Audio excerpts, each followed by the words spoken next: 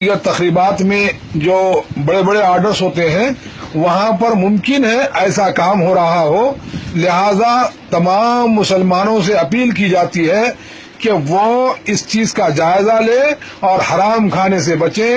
حرام کھانے کے بعد نہ آپ کے جسم سے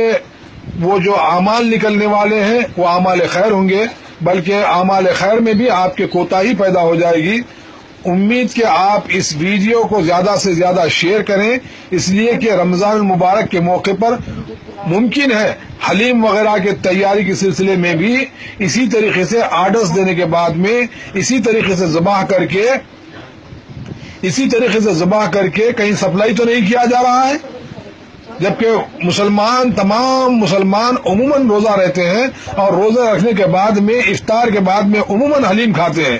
میری تمام لوگوں سے گزارش ہے کہ اس کو زیادہ سے زیادہ شیئر کریں اور جہاں جہاں بھی